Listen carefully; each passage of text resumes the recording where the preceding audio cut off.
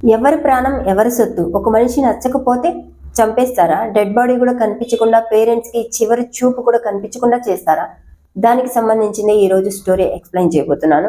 జనవరి 2025 18th morning గురుమూర్తి మాధవి అనే అమ్మాయి వాళ్ళ పేరెంట్స్ మీర్పేట పోలీస్ స్టేషన్ కి చేరుకున్నారు. దేనికోసం అంటే మాధవి మిస్సింగ్ అయింది, ఎటు వెళ్ళిందో తెలియట్లేదు అని చెప్పి పోలీస్ కంప్లైంట్ ఇచ్చారు. దీన్ని బేస్ చేసుకుని పోలీసులు ఎంక్వైరీ చేయడం స్టార్ట్ చేశారు.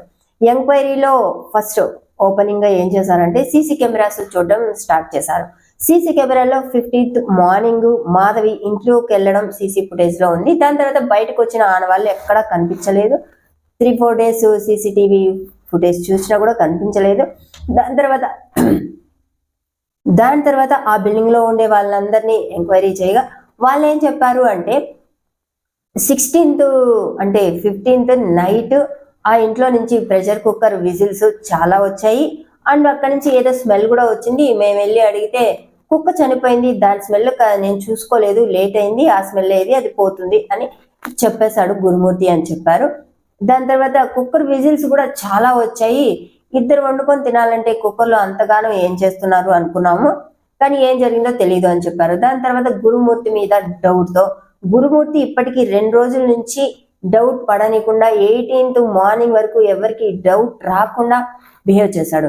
తర్వాత పోలీసులు తీసుకుని వెళ్ళి మాకంతా తెలిసిపోయింది, ఏం జరిగిందో చెప్పు అని గురుమూర్తిని పోలీసులు తమ స్టైల్లో విచారించగా గురుమూర్తి ఏం చెప్పాడంటే, నేను ఇలా మాధవికి నాకు ఇలా తగాదా పడింది, 15th ఈవినింగ్ అలా తోయడంతో పడిపోయింది, తర్వాత స్పృహ తప్పింది అని నేను అనుకున్నాను, కాసేపు అయితే ఊపిరాడింది, దాని తర్వాత చనిపోయినట్టు అనిపించింది, దాని తర్వాత ఏం చేయాలో అర్థం కాలేదు, దాని తర్వాత తనని నరికేసి ఉడకపెట్టి ఎముకల్ని వేరు చేసి దాన్ని పొడి చేసి ఆ బకెట్లో తీసుకెళ్లి గంధం చెరువులో చల్లేశాను అని చెప్పాడు. ఈ మాటలు విన్న పోలీసులకైతే అసలు ఇలా కూడా మనుషులు ఉన్నారా అని అనుకుని ఒక జిగుచ అంటారు కదా, గలీజ్గా అలాంటి ఇదికి వచ్చేసారు. ఇంకా దీనికి ఏం జరిగిందంటే 13th 14th 15th ఇలా మా పుట్టింటికి వెళ్తానని మాధవి గారు అడగడం జరిగింది. తనకి ఒప్పుకోలేదు, కానీ వాళ్ళకి 2 పిల్లలు ఉన్నారు, వాళ్ళని మాత్రం వాళ్ళ ఇంటికి పంపించారు. తర్వాత 16th గొడవ అయింది, ఇలా చంపేశాను అంటున్నారు, కానీ అది అకస్మాత్తుగా జరిగి ఉంటే పోలీసులకు చెప్పేవాడు గురుమూర్తి, కానీ పోలీసులకు చెప్పలేదు. తర్వాత వాళ్ళ ఇంట్లో ఏమేమి దొరికాయంటే బ్లడ్ స్టెయిన్స్ దొరికాయి. అండ్ చికెన్ అవి నరుకుతారు కదా, ఒక చెక్కలాగా ఉంటుంది, అది చికెన్ నరికే కత్తి, ఇవన్నీ అక్కడ దొరకడంతో అండ్ మాధవి గారి ఫోన్ కూడా అక్కడే ఉంది. సో బయటికి వెళ్ళలేదు, ఇక్కడ జరిగింది అని సాక్ష్యాలు పోలీసులకైతే అనుకున్నారు, కానీ పకడ్బందీగా పట్టుకోవడానికి మాత్రం ఏం దొరకలేదు. ఆ చందనం చెరువులో మాత్రం బాగా గాలించారు, కానీ ఒక్క క్లూ కూడా దొరకలేదు. కానీ దీని అప్డేట్స్ ఇంకా ఏమున్నాయి అంటే, ఇది తను వచ్చి ప్రెషర్ కుక్కర్ అని కొంతమంది అంటున్నారు. అండ్ సెకండ్ వచ్చి ఇది గీజర్ ఉంటుంది కదా వాష్రూమ్ లో, ఆ గీజర్ లో ఎముకలు అవి వేరు చేసేసి తర్వాత అవి ఉడికించేసి తర్వాత అవన్నీ మళ్ళీ కాల్ చేసి అది బూడిదలాగా చేసేసి వాష్రూమ్ లో ఉంటుంది కదా ఫ్లాష్, దానిలో వేసి డ్రైనేజ్ లోకి పంపించేశారు. అందుకే చెరువులో ఏం కనిపించట్లేదు అని కొంతమంది వాదనలు కూడా చెప్తున్నారు. అండ్ గురుమూర్తి ఏం చెప్తున్నాడంటే ఇదంతా చేసినట్టు ఒప్పుకుంటున్నాడు, కానీ నేను చేసినట్టు ఒప్పుకుంటున్నాను, కానీ సాక్ష్యాలు ఏంటి, మీరేమైనా పట్టుకున్నారా అని పోలీసులకి ఎదురు ప్రశ్న ఇస్తున్నాడు. కానీ సాక్ష్యాలు మాత్రం ఎక్కడా దొరకట్లేదు. చందనం చెరువులో బూడిద చల్లినట్టు అక్కడ ఏం దొరకలేదు. ఇవేవైనా దొరికితే కానీ కోర్టులో తనకి శిక్ష పడడానికి ఉండదు. సో తెలంగాణ పోలీసులు మాత్రము ఇవన్నీ గాలిస్తున్నారు, ఎక్కడ ఏం దొరుకుతాయా అని.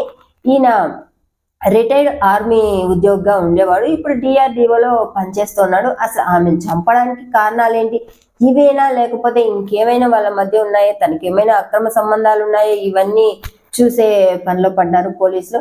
కానీ ఒక్క మనిషి నచ్చకపోతే ఆవిడని పంపించేసేయాలి, లేకపోతే ఇలా చంపేసి మాత్రం చేయకూడదు. ఆడవాళ్ళు మీరైతే చాలా జాగ్రత్తగా ఉండండి. తను ప్లాన్డ్ గా చేయకపోయి కనుక ఉండుంటే తను పడిపోగానే ఇంత తెలివితేటలు ఇలా బూడిదలాగా చేయాలి, ఇవన్నీ తెలివితేటలైతే తనకు వచ్చేవి కాదు. తను ముందు పక్క ప్లాన్ తో స్కెచ్ చేసే ఇది చేశాడు. గూగుల్లో ఇవన్నీ ఎలా చేయాలి ఇవన్నీ సెర్చ్ చేశాడు. దృశ్యం సినిమా గనక ఇప్పుడు గనక తీసుంటే ఈయన గురుమూర్తి గారి ప్లాన్ పెట్టి ఒక దృశ్యం సినిమా తీసుండొచ్చు. దృశ్యం సినిమాలో అతను వెంకటేష్ ముందు సినిమాలు చూసి అవన్నీ ఎలా చేయాలి అని ఎలా చేశాడో ఇతను కూడా అన్ని సినిమాలు చూసి నేర్చుకున్నాడో ఏమో, గూగుల్లో నేర్చుకున్నాడో ఏమో, ఎక్కడ నేర్చుకున్నాడో ఇంత పగడ్బందీగా ఎవరికి దొరకకుండా చేయగలిగాడు. ఇలాంటి వాళ్ళు మన చుట్టూనే ఉన్నారు. వాళ్ళకి జాగ్రత్తగా ఉండాలి. భార్యలు మీరైతే మీరు అపోహపడద్దు వీళ్ళు మంచి వాళ్ళు అని భర్తల్ని. ఇలాంటి వాళ్ళు కూడా ఉంటారని ఆల్రెడీ పిల్లలు పెద్దవాళ్ళు కూడా అయ్యారు. కానీ గురుమూర్తి నిజ స్వరూపం మాత్రం మాధవికి తెలియలేదు. చివరికి మాధవి వాళ్ళ పేరెంట్స్ కి, మాధవి కన్న పిల్లలకి చివరి చూపు కూడా కనపడనీయకుండా చేశాడు గురుమూర్తి. ఇలాంటి వాళ్ళు మృగాలలాగా లోకంలో తిరుగుతున్నారు.